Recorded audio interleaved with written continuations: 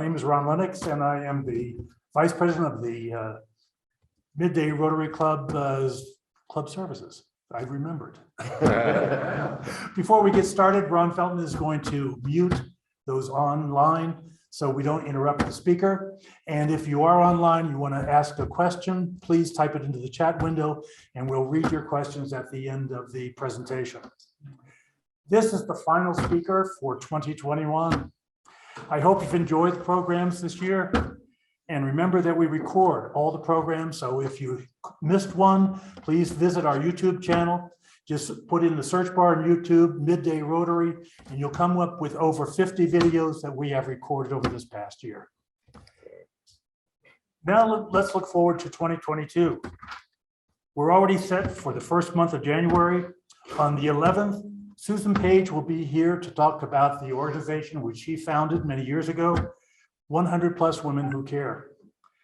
They have raised over 3 million pesos to date and have changed the lives of many people here in San Miguel. They support charities both big and small, and I've learned a lot about charities that are very tiny that I would have never known about. And they meet the third Monday of every quarter. So it's January, she's coming here on Tuesday, and the next meeting will be the Monday after that. And I'm sure she'll want you to come. After that, we're hosting an organization you probably are not familiar with. It's called Days for Girls. This is a program based in Lake Chapala that empowers young girls and changes their lives forever. I'm just going to tease you today. This is a program you're not going to want to miss. Powerful, powerful, and they'll be on the 18th. Now let's get on to today's program. 2 weeks ago, the U.S. Counselor Erica Montez was here as our speaker, and she gave us an update on changes for U.S. citizens traveling back and forth between U.S. and Mexico. Today, we're going to learn about changes happening here in Mexico for people traveling back and forth from Mexico to the United States and back. I'm sure most of us have heard stories on the internet and on the news about changes happening with immigration here in Mexico. I've read stories about people being stopped and asking for original documents, detentions, and even deportations. How does this affect not only us, but our families traveling back and forth between Mexico? Well, we're going to get the answers today. We've asked Ian Clement to join us to give us the scoop. Ian has been a practicing attorney here in San Miguel for over 10 years, and one of his specialties is immigration law. So he's here to give us the latest information and what we all need to know. Ian, welcome to Rotary, and thank you for joining us today. Please fill us in. Thank you very much.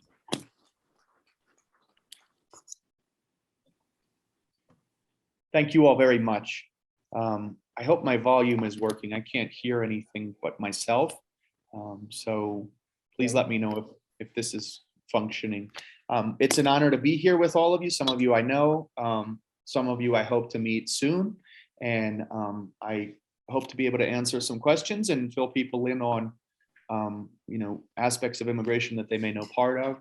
And obviously, I brought some metrics, some data to explain what's going on in Mexico and the relationship, the symbiosis with the migration and how it relates to the United States. And then we're going to, at the end, cover just a little bit about immigration and how it affects people who live here in San Miguel de Allende, because the rest of the country can be a lot different than here. So what affects migrants who are moving through the country and what affects people who are setting up their legal status to live in Mexico. So there's sort of two elements to this talk. So first, what I'd like to say is that this talk is, the intention of this talk is to cover what has taken place in Mexico during this year on a national level as well as a local level. This talk is based completely on objective information and does not contain my personal views on the subject. It would be silly of me to try to tell you that we can talk about the entire year and how it's affected Mexico as far as immigration law and migration patterns. It's so many layers of intricacy that we can only touch on a few topics today. But I chose a few that I believe are interesting and are worth understanding to a better degree. So I'd like to cover those with you. Mexico has had a challenging year, obviously, when it comes to immigration, facing major humanitarian situations on both the southern and northern borders. The Mexican federal government, specifically Instituto Nacional de Migración, which is Mexico's immigration institute, and that's who we interface as foreigners whenever we have an issue that involves our setting up a residency or maintenance of residency renewal, et cetera. So when people talk about immigration, they're talking about the Mexican Federal Institute of Immigration, which is a federal dependency, and its office is over by Bodega Aurrera, just past the bus station, if anybody doesn't know where that office is. We've seen that office have one of its busiest years on record. There are incredible numbers of people that are both trying to get set up with residency here in Mexico because they're leaving other parts of the world voluntarily. And then many people who are moving with these mass migrations of people from mostly coming from the South, many different parts of the world. So it's impossible to say, where the bulk of people are coming from. It's such a completely varied group these days, whereas it used to be more of one specific type of immigrant trying to get through the country. At immigration here in San Miguel, we see a lot of Asian applicants because of all of the heavy industry. So Celaya, the surrounding areas have tons of heavy industry. So yeah, we need to look at this as an issue of people coming from all over the world, although it may be painted in a different way often. We've also seen lots of Venezuelan people, leaving for political reasons and others. So lots of people from South America as well, not so much Central America anymore. Many contributing factors that have caused this mass migration that everybody knows about now that's taking place in the entire continent, really. One of those factors is COVID-19. We all know that COVID-19 has created a very difficult world for everybody to live in and be prosperous. So many people's livelihoods have been chopped out from under them, that it's created this flow of people looking for a better life. And you can't blame them. Obviously, they're looking for work, they're looking for a way to survive. So it's too complex to explain all of the reasons that COVID-19 has affected in a negative way humanity. But it's one of the main reasons and catalysts for all of this movement of people leaving where they are in despair and trying to find something better. Another reason for this mass migration that's taken place in the last year, and actually last 2 or 3 years, but we're talking about this year for the purposes of the talk, natural disasters. Some people aren't aware of the fact that there are a lot of Haitians that are trying to get through Mexico, stay in Mexico, and also reach the United States to get a better life. That country has been hit by some earthquakes in this last 10-year period. I think 2010 it had a major earthquake, and then it had a major earthquake in the recent past. So a lot of immigrants are coming from there. And then another area of the world, which we all know has a lot of people that try to get to the United States and are in Mexico working on getting north, are people from what's considered or what's known as the Northern Triangle. So that includes Guatemala, Honduras, and El Salvador. Those countries were hit by 2 hurricanes in November 2020. Those hurricanes were called Eta and Iota. And these storms left people completely homeless, without work. Life there is precarious for a lot of people to begin with. And then with the natural disasters, a lot of people threw in the towel there and decided to look for a better life elsewhere. Again, political reasons. Venezuela is a country that has a lot of people trying to leave. Political atmosphere, people understand, probably a lot of you understand the reasons for that better than I do. So I'm not going to try to flesh that out. Cuba too, we've met at the immigration office here in San Miguel. Lots of Cuban folks who are trying to start a new life in Mexico. And so that's also a trend that we've seen more so in the last 5 years than before. Okay, so now, what is Mexico doing? What's the authority actually doing? Mexican government's been doing a tremendous job trying to make sure that people are protected, trying to make sure that people do not suffer, and not judging them as criminals during this this migratory pattern that's really unprecedented.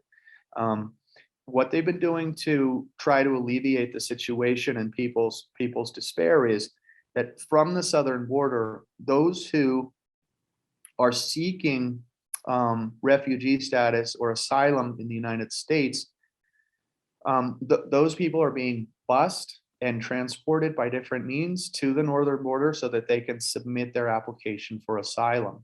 Okay, so the Mexican government is in tune with those people's needs, respects the fact that that's what they want to accomplish, and are not trying to kick them out as soon as they get into Mexico, back into Guatemala. So that's the approach they're taking. Now, an interesting fact is San Miguel ties into this because in this distribution of individuals across the country, San Miguel has been designated as a reunion point. And so people are being brought to San Miguel for medical care, to receive food, to receive a place to stay and rest. And so San Miguel is a focal point, along with many other places in the country, that are extending an olive branch to these folks. And so I think that's a good thing. I think that's great that as a town, San Miguel is one of the places that this kind of goodwill is being distributed, and people who live here can take advantage and donate if they want to those causes. So, and I'll provide some information after the talk about that. So the other factor that's taking place right now is that Mexico is allowing lots of people who are coming into the country to establish residency here. So a lot of the rhetoric is about people trying to get to the United States, and that's the focal point. And that is definitely, for many people, the end game to this saga. However, many people are setting up shop here in Mexico. To a certain degree, it's probably a more even playing field for many, since a lot of them are Spanish speakers already. So it's not such a cultural shock to move to the United States and try to set up. So it's an interesting sociological experience to be witnessing how many people are moving here, and hoping that those people can be prosperous and develop a fruitful life here in Mexico and add to the culture. So that's a great thing, I think. Okay, next slide. Okay, the symbiosis between the United States government and Mexican government is an undeniably strong situation. There is no talking about Mexican immigration without talking about American immigration, and vice versa. So what is the United States' response to the situation that's taking place at Mexico's northern border, America's southern border? The United States federal courts have reinstated what's called MPP, the Migrant Protection Protocols. These policies obligate asylum seekers to wait out their cases in Mexico. This has created an overwhelming number of people living at the northern border in wait for response to their USCIS cases. Naturally, this has produced a charged environment for many northern border cities, towns. So obviously, there's no perfect solution to this. The people who are seeking asylum do have a right to do so. And it's very controversial that all of these folks have their process, and that they're having to wait in a country that they don't have any alliance to. They don't have any family or friends or anybody who may be able to help them out. So it creates a very difficult situation on the infrastructure for these border cities who are holding these people, who are in these holding patterns, so to speak, these legal holding patterns. And the United States is not housing these people while they wait for their process to be completed. So it's very controversial. Many people think that the United States should hold these folks. And it's tough. There's no perfect answer. The real question is what's going to happen to people who are not issued the asylum status, and then are sort of moored in Mexico, right? And they're not from here. So that's going to be definitely something that Mexico is going to have to address. The world's going to have to take a look at. Next slide. Okay, this slide was very interesting to me. This Pew Research data explains to us when the spikes in migratory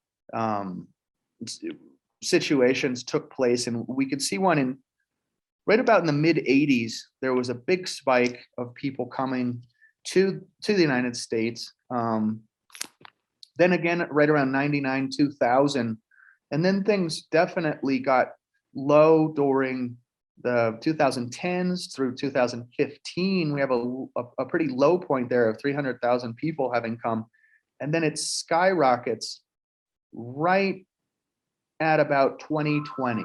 Okay, so what that would certainly speak to is COVID. That would speak to probably COVID being the main producer, the main catalyst of that migratory trend.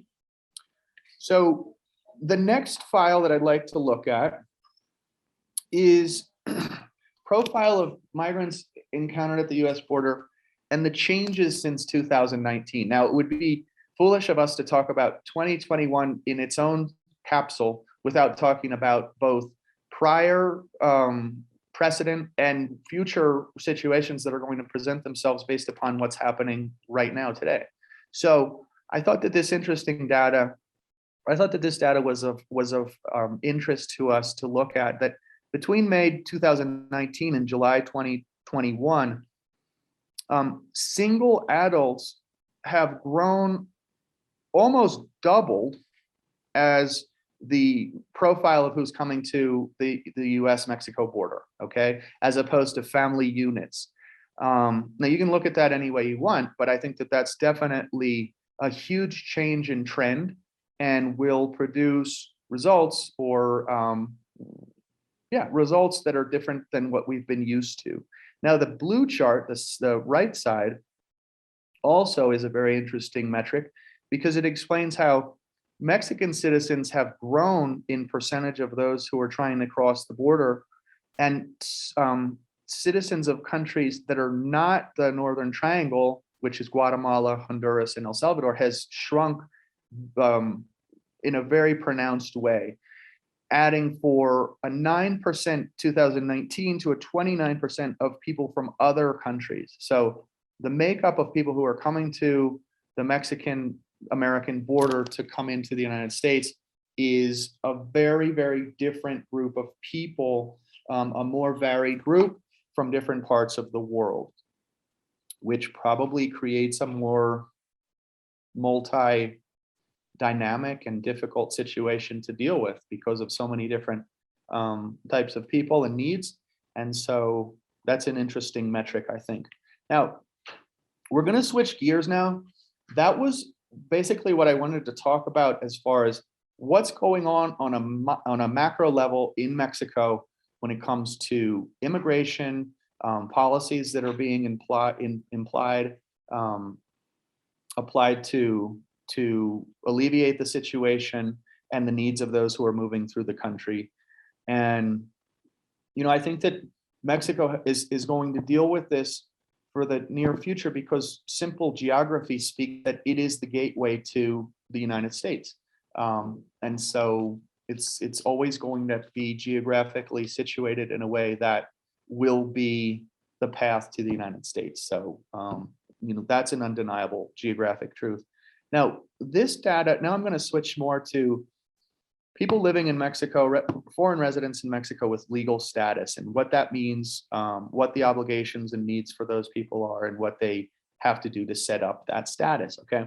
This data, I know it's dated, it's 2010, but I thought that it was worth looking at. It tells us that just about 90% of those residing legally in Mexico were United States citizens. The other 3.6 were unspecified individuals, and from other countries, 7%. Now, my question there is, will those metrics change drastically because of the new migrants who will establish their residence and begin to graft into the Mexican society, or will the number of retirees from the United States who can continue to pour in to live here as they retire in the United States, will those numbers shift drastically, or will we continue to see about 9 out of 10 people that live here being from the United States, which is, I couldn't get to 2020. Oh, the other thing that I wanted to tell people is this. This source, the other data that I showed was from Pew Research, which is obviously a great resource. But the source for this data is what's called INEGI, which is the Mexican National Geographic, and I'll send you what it exactly what it spells out to. But what it is they do they question the whole country every 10 years. They do I can't think of the word right now in English, but they do a full research of the entire country every 10 years. And so there's data for the country from 2020. They just did the study of the country last year. So there's all kinds of new data that we can look at about Mexico based on metrics that have been collected between 2010 and 2020. So there's tons of good data, and I'll send people the website link so that they can look at that, because sometimes researching data from Mexico by Mexico can be difficult for Americans and foreigners. So this is a really good source, and it's easy to navigate. Okay, sorry, that was a little bit long-winded. Okay, so there are types of residency in Mexico. There are types of legal status that people can hold. Since 2013, the law was changed in 2013, and before then, people remember there were FM2s and FM3s. And sometimes when you look at literature that's written by the government or by practitioners of the law, you'll see references to FM2 and FM3. You can equate to FM3 to a temporary residency, and you can equate to FM2 to a permanent residency loosely, but those terms should be discarded, the FM2, FM3. And what we call these documents now are temporary residency and permanent residency.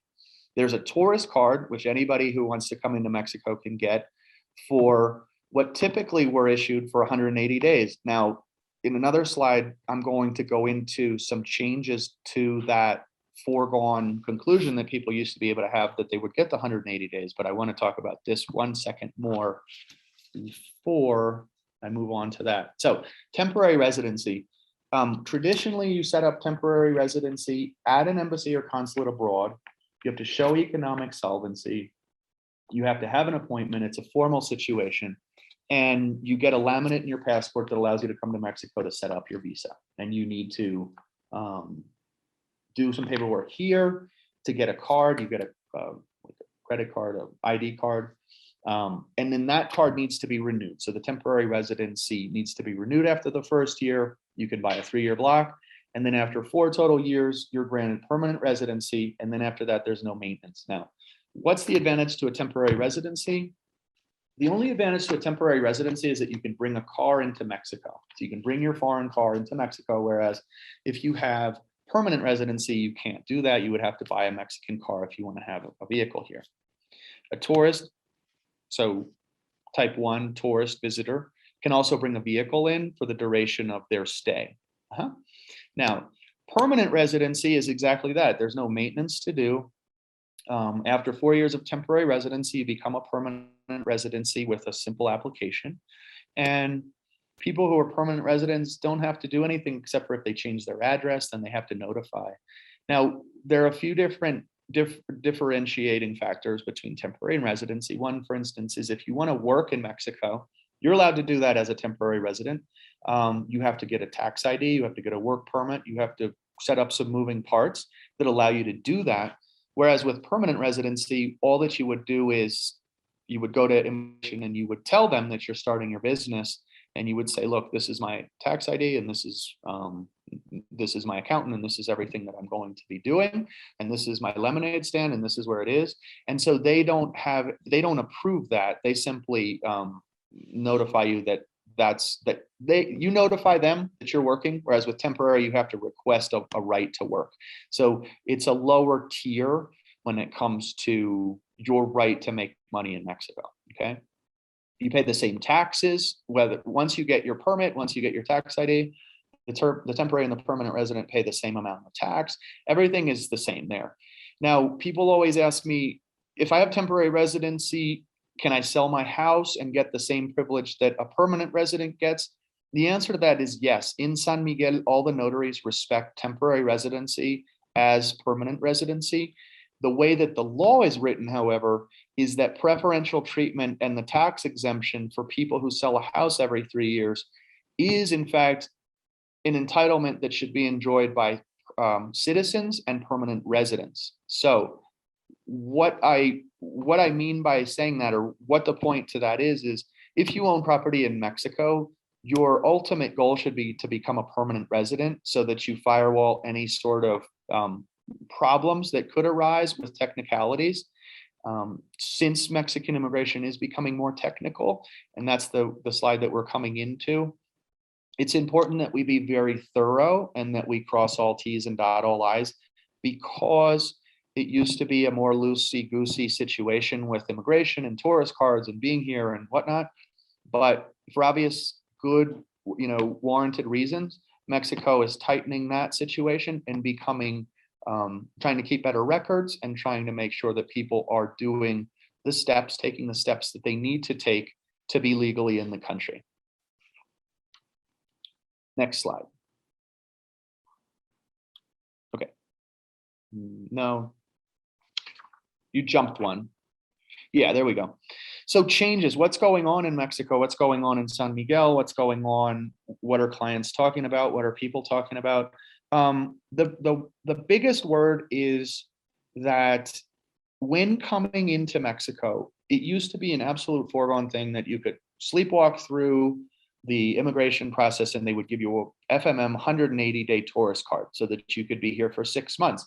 And you could essentially fly back to abroad, turn on your heel, and come back in and live on 180-day tourist cards, which is, as everybody always knew, a bit of a manipulation of the system, where those people should in fact be working on trying to set up residency. And some just never did. Some people had it on the bucket list and are now doing it. And so I think that a good idea for anybody who spends more than just a little bit of time in Mexico is to really get on top of getting the residency set up, because you don't want to miss that boat and you don't want to be barred at the airport when you have important things to do here in Mexico. So I just think that it's an atmosphere that's that taking that for granted may be drying up. And so to be cavalier about that is not a good idea. I've heard lots of stories and I've seen lots of people's paperwork of people who were intending to come for 6 or 3 months, a longer period, who were being given 14 days, 7 days, very few days to stay in the country. And so that can really jam people up. And again, you should just be setting up your residency. So next slide.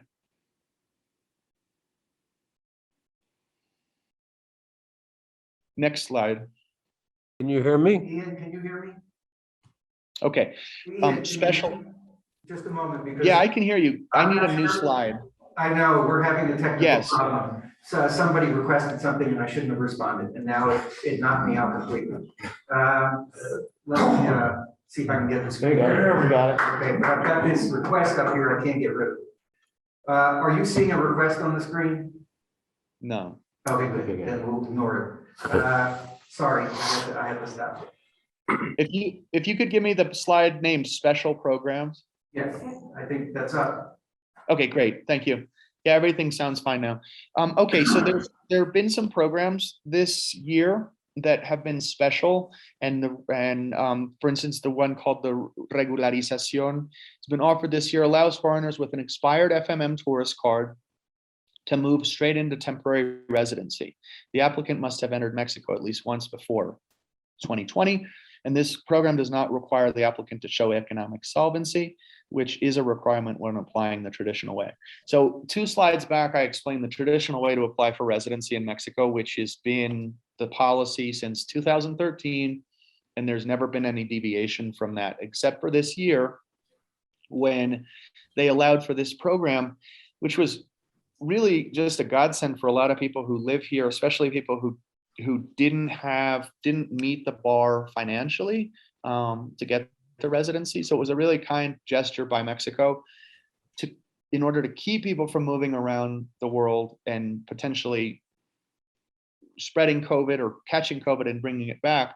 They allowed people to simply show their expired FMM. For whatever reason, it was granted to people who had at least 1 visit to Mexico prior to 2020, which that factor, I don't know how that dovetails into making it a better applicant. I don't understand that. A lot of people had questions about why it was structured the way it was. I don't know that. I'm still working on figuring out why the structure was as it was. But the good news was that we were able to get a lot of people residency who had been struggling with that for many, many years. And so it's been a wonderful program. The program is still alive. We're doing people right now at immigration today and through this whole week. So there's been a bit of a rumor that that's been shut off, but it's not. It's definitely an ongoing project. Okay, good. Let's do reasoning behind the special programs. The reasoning behind the special programs was to keep people from carrying out unnecessary travel during COVID-19. So the essence of the move was to allow people who were, hunkered down in San Miguel to go ahead and move into residency so that they didn't have to fly out and fly back. Now, interesting thing is, immigration is a national institute, so it's a dependency that's funded by the federal government. However, each office runs itself independently and offers different programs. So it is true that what's going on in another city that has an immigration office may not be absolutely congruent and parallel with what's offered in the San Miguel office. So that often will fuel the fire of rumors about this or that, and options that some are being able to take advantage of and that others are not. And so if you do hear about something special happening elsewhere, it may be going on. There's no absolute certainty that if it's not happening in San Miguel, that it's not happening elsewhere. But keep in mind, as residents of San Miguel, we have to apply here. So this is our office. This is who we're beholden to work with. And so you can't go immigration shopping in different parts of the country. Okay, big question. I've probably had 100 people ask me this question. Will this program continue into 2022? Nobody has the answer for that. Not even the agents at immigration have the answer to that. That will be, obviously that's to be determined. And so as soon as we have that information, we'll make that public.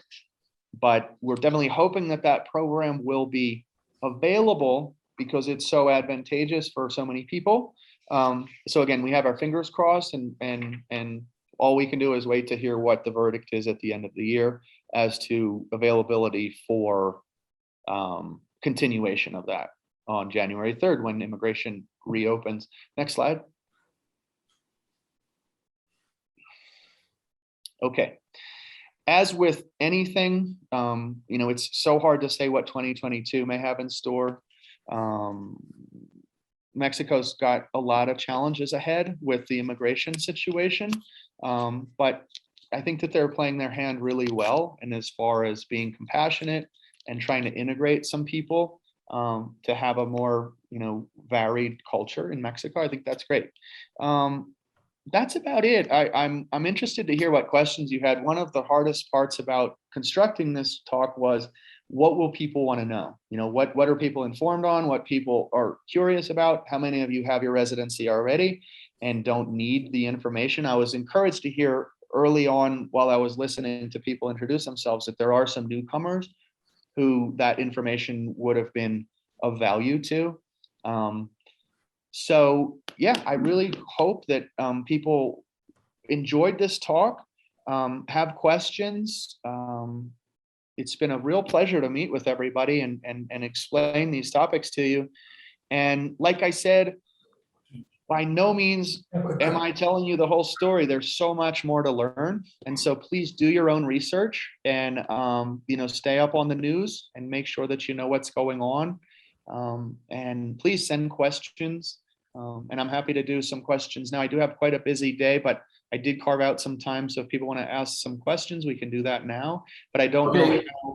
Ian, I think we have a question from somebody who came in on Zoom, right? And we have one here. And we have one here in the room. So let's go with the question on Zoom. Okay, hopefully you can hear me. What are the rules for carrying original documents / passports and residence card? Do I need to take my passport as well as my residence card when traveling to Oaxaca, for example? Yeah, that's a great question. A lot of people are asking that question. And if you look at the law, strictly speaking, it says that non-citizens of Mexico are to carry their immigration documents with them. So that would be the passport and the resident card, or the passport and the tourist card. But what I suggest people do, because the passport is a cumbersome thing to keep in your pocket and walk around with, is the United States issues a passport card. So there's something called a United States passport card, and it's the size of a driver's license. So what I would say people do is get issued one of those and then carry your resident card and the US passport card in your wallet. And that's it. Then you don't have anything to worry about. You can leave your passport that you fly with at home, and that can never be lost. Okay. All right. Speak up, Mr. Mike's over there. Yes, we have a question here in the room, Ian. Yeah, Ian, two questions. First of all, I've been trying to make an appointment with the Mexican consulate in California for months now, and I just can't. I get into the website, but I just cannot click on the appointment to get an appointment. And I've heard this is quite common. Question, that's number one. Number two is, can I get, from understanding your special programs, I can get a visa through your office now? Is that possible? Well, if you fit the bill, yes. If you have an expired tourist card and you have been in Mexico prior to 2020, then we should be able to get you a residency right here in Mexico. If I don't have an expired visa? Well, then you would need to allow that to run out and become expired. So I have to wait until 2022 and see if they renew the program to do that. That's right. We've got lots of people on deck waiting to see if the program gets extended. And so there is obviously a lot of hope that it will. And I think that there's a lot of possibility that it will, but that's all conjecture. So if you want to, you can email me your photographs of your documents, and I can go over it and tell you what kind of an applicant, what kind of a candidate you would be for that. Now, the first part of that question, repeat the first part, because I had an answer to that, but now I'm only thinking about the personal This is issue. quite common with a lot of expats who are here on a tourist visa. Sorry. Let me interrupt you. What you were asking about was, why is it such a challenge to set up an appointment to get a visa application appointment in the United States? The answer to that is it varies. Sometimes the system is very useful and it's able to provide us with appointments, and sometimes it's close to useless. What we've been having more success with is writing emails to the individual embassies and consulates that we want to make contact with, and just continuing to email them, because the phone often doesn't get picked up, and the online system is one that can kick you off at any moment. Sometimes the bar doesn't drop down and offer you the visa setup. So there are a bunch of different variables that can be sketchy with the online system. So again, we've found much better success in directly emailing and building a relationship directly with somebody who wants to do their job at the consulate through email. Thank you. Okay, there's one more online question. What are the legal implications of a temporary resident being part of an NGO, an AC? There's nothing. So with immigration, as you would with a work permit, so in other words, you open your lemonade stand, you would have to have a work permit, you would have to have an RFC tax ID. if you were to become a member of an NGO, you also have to register with immigration, and you would be allowed to do this as long as the framework is kosher to the Mexican government for you to be involved. So you can be directly involved with an NGO as a temporary resident or as a permanent resident. That doesn't have any bearing. Okay, very good. Any other questions here? We do. Yes, sir, go ahead. My temporary tourist visa expires mid-January. Can I make an appointment? How hard is it to get an appointment in San Miguel in anticipation of that, with the idea of attempting this process that you've outlined? It's not at all hard. I can get you the appointment today. Thank you. All right, very good. Another question. Yes, ma'am. Yes, I'm hoping to get temporary residency. However, I'm hoping to get temporary residency. However, I was not here prior to 2020. And I'm having the same difficulty getting an appointment in Denver or California. So I'm wondering, if you weren't here prior to 2020, is there a process set up here that I can begin? And my visa has not expired yet. Yeah, so what you would need to do is the traditional setup. Unfortunately, you weren't here in 2019 or previous. So what we would need to do is strategize to set you an appointment in Denver, or in California has multiple consulates and embassies. So what we would need to do is to send out emails to different offices so that we can get a response and begin to build a relationship to set up your appointment. And there should be no trouble in achieving that. Okay, thank you. All right. Any other questions? Ian, I have one question from myself. I'm a little bit confused about something. You had mentioned that you have to have, before you can get your permanent residency, you have to have a temporary residency for 4 years. I just came in and got my permanent residency. I did all the paperwork in Fresno, California. Right. Came in and it was all processed here, and I have a permanent residency card. Right. So that's very true. Many people have a straight to permanent residency. When that takes place is if you go as an applicant, as a retiree, receiving a pension, Social Security, and enough money according to the bar that they set. Some Right. of the agents will put you right on the tracks of permanent residency, and some won't do that. So the way that the law is written is that the traditional track is straight through the temporary 4 years into permanent residency, but that can be bypassed, and there are many people like you. So thank you for bringing that up. That was a point that I meant to cover, which is that they are able to afford you direct into permanency. But that really has to do with you being a retiree. So Right. younger people, no matter how well healed they are, they shouldn't expect to be given a permanent residency out the gate. Gotcha. Gary, you have a question? Yeah, something just caught me in a side comment you made about you have to change if you move, you have to change your address on your permanent resident card. Is that true?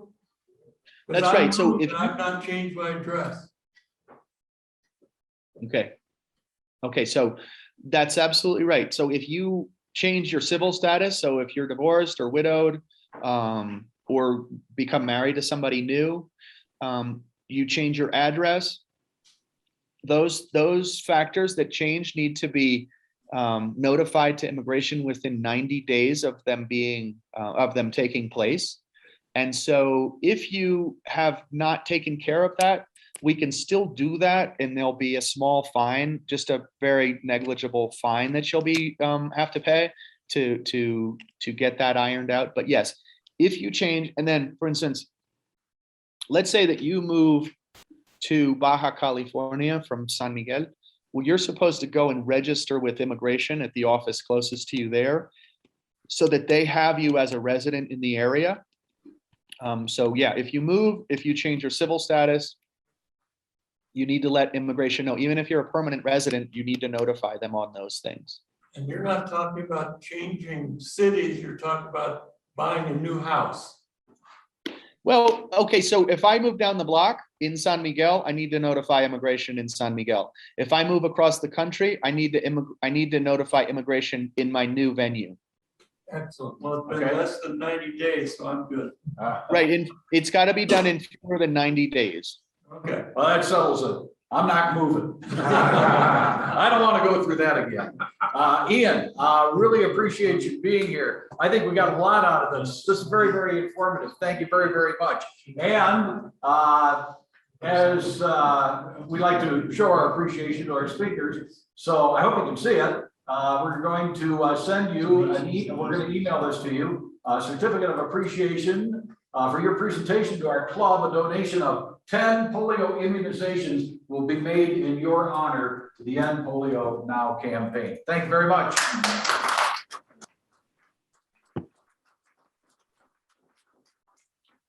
Very good.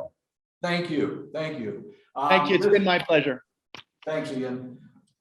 This is our last meeting of the year. So we're taking a couple of weeks off. I hope you all have a very, very, just a great Christmas and a happy new year. And we will convene again the 1st of January. This meeting is adjourned.